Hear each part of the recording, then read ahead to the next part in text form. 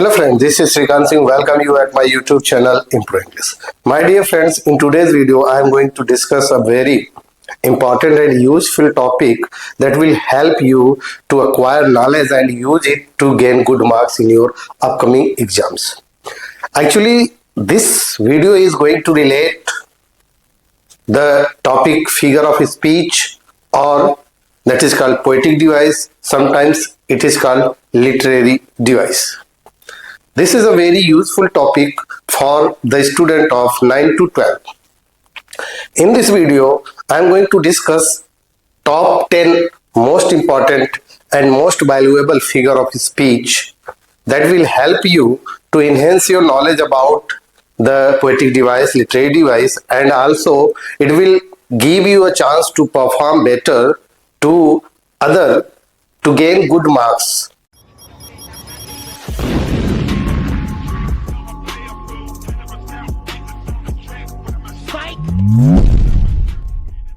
Let's start today's video.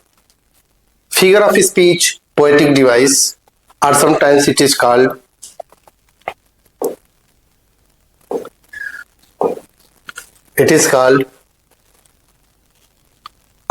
literary device.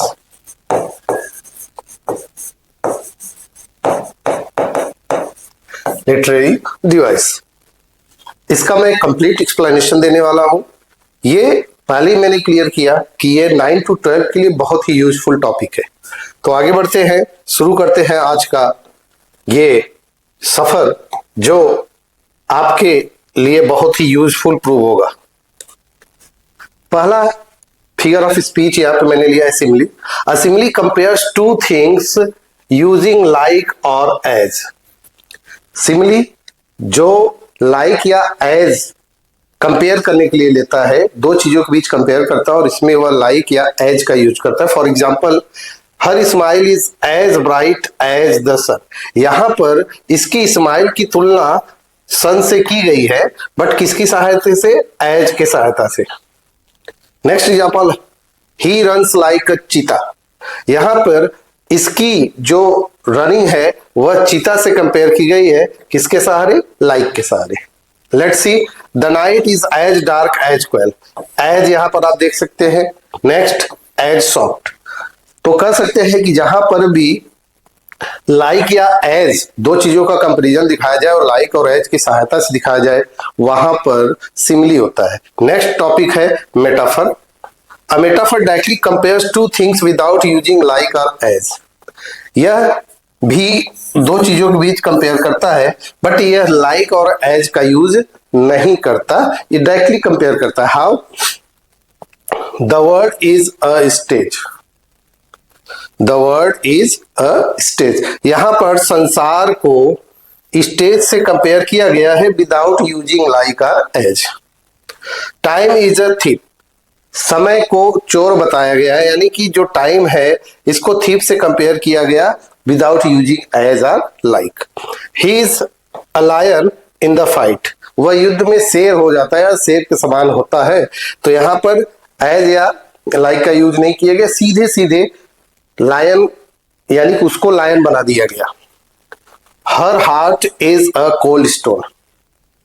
अब यहां पे क्या कहा जा रहा है कि उसके हृदय की तुलना सीधे सीधे उसे कोल्ड स्टोन बना दिया जा रहा है. नेक्स्ट देखते हैं. मुझे उम्मीद है ये वीडियो आपको जरूर पसंद आएगी, बहुत ही हेल्पफुल है, तो अंत तक जरूर बने रहिएगा. और अगर आप मेरे वीडियो पे नए हैं तो प्लीज सब्सक्राइब करिए, ताकि मैं आपके लिए इस प्रकार के जो भी वीडियो लेकर आता हूं आपको उसे वॉच कर सके और अपनी नॉलेज को इनहेंस कर सके. अलिट्रेशन. अलिट्रेशन की बात करते हैं. अलिट्रेशन मीन्स होता है दोहराव. किस चीज का दोहराव हो रहा है? आइए देखते हैं. The repetition of the initial consonant. Initial का मतलब होता है बिगिनिंग की. बिगिनिंग कॉन्सोनेंट क्या होना चाहिए? बिगिनिंग की कॉन्सोनेंट का रिपीटेशन हो रहा है. कॉन्सोनेंट साउंड्स का रिपीटेशन हो रहा है. और कहां पे हो रहा है? Nearby words. नजदीक के जो वर्ड्स है उनके बीच शुरुआती इनिशियल कॉन्सोनेंट साउंड्स का रिपीटेशन हो, that is called alliteration. Peter Piper picked a peck of pickled peppers. यहां पे आप देख सकते हैं sound P, P, P, P, P, P and P सब इनिशियल लेटर्स हैं और सभी कॉन्सोनेंट साउंड दे रहे हैं पी का। नेक्स्ट देखते हैं she sells, she shells by the sea shore. यहां पर आप देख रहे हैं एस साउंड का रिपीटेशन हो रहा है। किसका? यहां पर एस का हो रहा है और पहले वाले में पी साउंड का रिपीटेशन बार बार हो रहा है। Next the wild wind whipped through the trees. यहां पे आप देखिए दो है, W wild wind whipped and through में टी द ट्रीज। यहां पर डब्ल्यू और टी दो कॉन्सोनेंट साउंड का रिपीटेशन हो रहा है, that is called alliteration. The next one big birds flew past barn. यहां पे आप देखिए बी साउंड का रिपीटेशन अगेन एंड अगेन हो रहा है, that's why it is called alliteration. The next one assonance. Assonance the repetition of vowel sound. Repetition of vowel sound को assonance कहा जाता है। कहां पर? With in near by words, नजदीक के वर्ड्स में वॉवेल साउंड का रिपीटेशन होता है तो उसे एजोनेंस कहते हैं। नेक्स्ट एग्जांपल देखते हैं द रेन इन स्पेन। यहां पे देखिए ए एन ए यहां पर साउंड ए यानी कि ए आई या ए इसका रिपीटेशन हो रहा है। आप देख सकते हैं rain, Spain, stay, main and plain. Next देखते हैं I feel the heat beneath feet. यहां पर ई साउंड का रिपीटेशन हो रहा है, आप देख सकते हैं। Next the light of the night. यहां पर आई साउंड का रिपीटेशन हो रहा है। किसका हो रहा है? I, light, night. The next the moon looms over the room. यहां पर ऊ साउंड का, किसका? ऊ साउंड का रिपीटेशन हो रहा है। तो ये आप देख सकते हैं कितने क्लियर तरीके से मैं प्रयास कर रहा हूं कि आपको समझ में आए कि एजोनेंस क्या होता है, एलिट्रेशन क्या होता है, कॉन्सोनेंट्स क्या होता है। तो let's move ahead and see the next. The first one is onomatopoeia. Words that imitate the sounds they describe. कह रहे हैं कि ऐसे वर्ड्स जो उस वर्ड साउंड को इमिटेट करते हैं जिसे वो डिस्क्राइब कर रहे हैं। Let's see how the example. The bees बज्ड in the garden. यहां पे देखिए बी के भनभनाने, यानी बी जो होती है भनभनाती है, क्या करती है? बज करती है, यानी भनभनाना होता है इसका, यानी साउंड। कैसे साउंड? जो बीज होती है एक साउंड क्रिएट करती है। साउंड की बात किया जाता है। अनोमटोपोइया को आप कह सकते हो कि रिलेट्स टू साउंड। जहां पर साउंड्स को दिखाया जाए, आवाज को दिखाया जाए, ध्वनि को दिखाया जाए, तो वहां पे अनामटोपोइया होता है। Next the clock ticked. यहां पर घड़ी ने टिक की आवाज की, साउंड की बात की जा रही। The thunder rumbled. Rumble means गड़गड़ाना, बहुत तेज आवाज करना। तो जो थंडर है, तूफान है, वह क्या कर रहा है? बहुत ज्यादा गड़गड़ाहट की आवाज कर रहा है, साउंड कर रहा है। The water splashed. वाटर जो है स्प्लैश्ड कर रहा है, यानी कि जब किसी चट्टान से, किसी चीज से टकराता है तो जो छपाक की आवाज आती है, दैट इज कॉल्ड स्प्लैश्ड। आप देख सकते हैं यहां पे अनामटोपोइया में सिंपली आपको एक चीज ध्यान रखना है, this shows the sound. This is the figure of speech that is used to show the sound of something. Okay, I hope you understand it. Let's go ahead, see that personification. Personification word में ही clear कर रहा है, person को दिखाने की बात किया जा रहा है, यानी कि कोई नॉन लिविंग थिंग्स हो, नॉन लिविंग थिंग्स हो, किसी क्वालिटीज को ह्यूमन जैसा दिखाया जाए, जैसे ह्यूमन बिहेवियर होती है उस प्रकार से किसी नॉन लिविंग ऑब्जेक्ट को शो किया जाए, that is called personification. Let's see the wind whispered. यहां पर देखिए विस्पर का मतलब क्या होता है? धीमी आवाज में बोलना, धीमी आवाज में बोलना, जिसके हम फुसफुसाना भी बोलते हैं। तो धीमी आवाज में बोलना, धीमी आवाज में बोलने को विस्पर बोलते हैं। अब ये धीमी आवाज में बोलता क्यों है? कोई ह्यूमन बीइंग बोलता है, बट यहां पे किसको दिखाया गया है? विंड को बोला गया है कि विंड बोल रहा है, यानी कि विंड को क्या बनाया गया? ह्यूमन बनाने का प्रयास किया जा रहा है, यानी ह्यूमन बनाया गया। The flowers danced. अब यहां पे देखिए फूल डांस कौन करता है? कोई ह्यूमन बीइंग करेगा, कोई लिविंग क्रिएचर करेगा, लेकिन यहाँ पे फ्लावर्स को डांस कराया जा रहा है। नेक्स्ट, द सन स्माइल, सूर्य जो कि नॉन लिविंग ऑब्जेक्ट कहा जाता है, ये लिविंग की जैसे स्माइल कर रहा है। यानी कि जब कोई नॉन लिविंग ऑब्जेक्ट किसी लिविंग ऑब्जेक्ट का इमिटेट करे, उस तरीके से दिखाया जाए, that is called personification. Let's see the next example. The clock is running out of time. यहां पे घड़ी को दिखाया जा रहा है, क्लॉक को दिखाया जा रहा है, कहा क्या जा रहा है, रनिंग आउट ऑफ टाइम, यानी समय से पीछे चल रहा है। तात्पर्य क्या है, कोई पीछे चलता है, इंसान ह्यूमन बींग्स चलता है, लिविंग क्रिएचर, बट यहां पर किसको दिखाया जा रहा है, नॉन लिविंग क्लॉक को दिखाया जा रहा है, वो पीछे चल रहा है। Next, irony, this is called irony. इसी को कुछ लोग व्यंग भी बोलते हैं। क्या बोलते हैं, व्यंग्य बोलते हैं। Let's a contrast between appearance and reality और एक्सपेक्टेशन एंड रिजल्ट। क्या कहा जा रहा है, करेक्ट, कंट्रास्ट यानी कि विरोध, अपोजिट चीज दिखाई जा रही है। किस चीज की, अपोजिशन दिखाया जा रहा है। किस चीज से दिखाया जा रहा है, बिटवीन अपीयरेंस एंड रियलिटी, जो दिख रहा है और जो वास्तविकता है उससे। नेक्स्ट, एक्सपेक्टेशंस एंड रिजल्ट, जो आशा है, एक्सपेक्टेशन है, और जो परिणाम है, दोनों के बीच का। For example, you can see here a fire station burst down. मजेदार चीज देखिए, यहां पर फायर स्टेशन का काम क्या होता है, फायर स्टेशन का काम होता है किसी के घर में आग लग जाए, कोई घटना कहीं पे हो, आग जली हो, तो वहां पर बुझाने के लिए फायर स्टेशन से गाड़ियां जाती है। यहां पर क्या कर रहा है, फायर स्टेशन खुद जल गया, फायर स्टेशन बर्स्ट डाउन, खुद जल गया। जब फायर स्टेशन ही खुद जल गया तो दूसरे को क्या बचाएगा।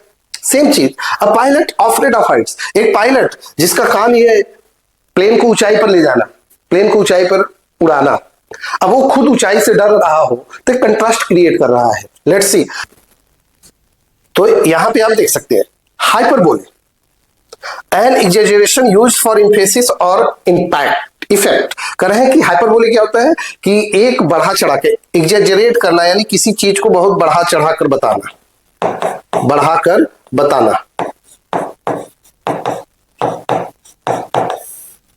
किसी चीज को बहुत बढ़ा चढ़ाकर बताया जाए, एक्सप्रेस किया जाए, that is called hyperbole. I have told you a million times, यहां पे देखिए क्या कहा जा रहा है, मतलब मैंने आपको बताया मिलियन टाइम्स, मतलब लाखों बार बताया। अब इतनी बार कौन बताता है यार, इतनी बार कोई बताता है, मतलब एक ही चीज को लाखों बार कौन बताता है, एक बार, दो बार, तीन बार, चार बार बताता है, लाखों बार, मतलब इतना बड़ा चढ़ा के बताया जा रहा है। आगे, she is as tall as skyscraper. अब फिर क्या कहा जा रहा है, यानी शी को क्या बताया जा रहा है, कह रहा है वो स्काई क्रैपर जैसे, यानी कि स्काई क्रैपर मतलब ऊंची ऊंची बिल्डिंगें जो ऐसी लगते हैं गगनचुंबी इमारत, तो स्काई क्रैपर जैसी वो उसकी लंबाई है। देखिए कितना बड़ा चढ़ा के, किसी इंसान की लंबाई इतना तो डायनासोर का तो हुआ ही नहीं कि स्काई क्रैपर्स को टच करे। तो यहाँ इंसान को, ये खास करके शी को, यानी कि स्त्री या पुरुष को दिखाया जा रहा है कि इतनी ऊंचाई पे। I could sleep for 1000 years. अब फिर देखिए, करे कि मैं सोच सकता कितने 1000 ईयर्स।